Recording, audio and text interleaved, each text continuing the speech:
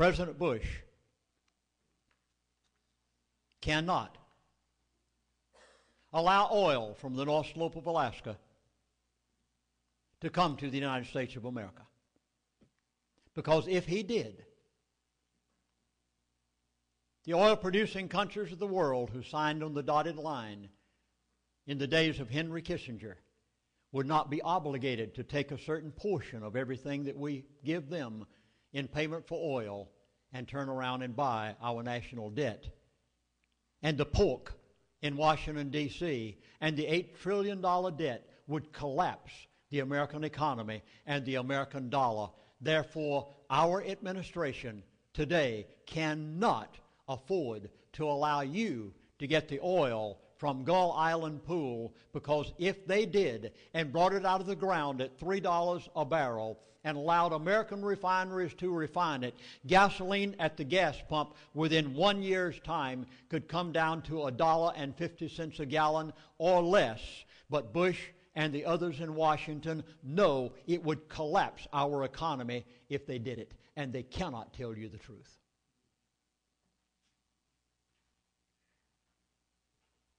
Somebody must buy our national debt. Many others are besides just the oil-producing countries, but they alone would cause our dollar to collapse. Mark my words. You will be paying $4 to $5 a gallon at the gas pump in the very near future. Why? You will be paying the national debt through the gas pump. You will be paying the third world countries' loans at the gas pump, taking it off of the table where your children need food, by a design plan which I knew about 25 years ago and begged the American people to listen. Have you ever wondered what happened to the 56 men who signed the Declaration of Independence? 5 signers were captured by the British as traitors and tortured before they died.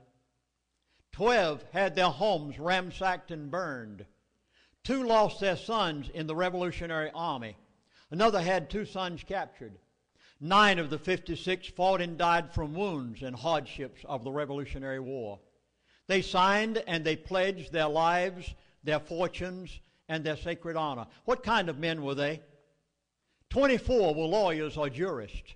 11 were merchants.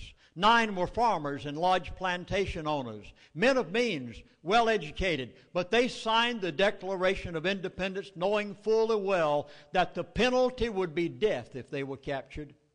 Carter Baxter of Virginia, a wealthy planter and trader, saw his ship swept from the seas by the British Navy. He sold his home and properties to pay his debts and died in rags.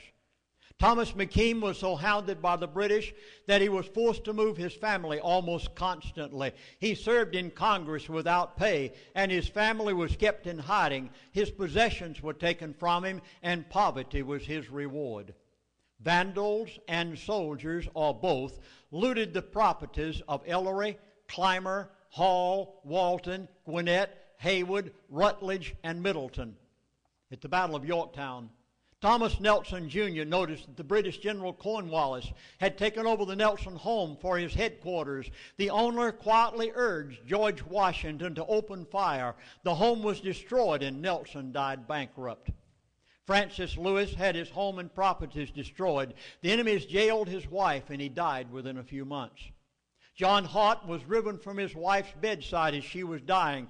Their 13 children fled for their lives. His fields and grits mills were laid waste. For more than a year he wandered in forests and lived in caves, returning home to find his wife dead and his children vanished. Within a few weeks' time he died of exhaustion and a broken heart. Norris and Livingston suffered similar fates.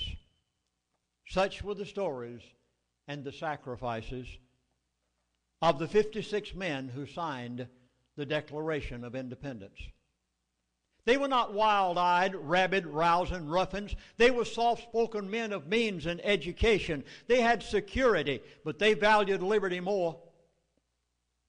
Standing tall and straight and unwavering, they pledged for the support of this declaration with a firm reliance on the protection of divine providence. We mutually pledged to each other our lives, our fortunes, and our sacred honor,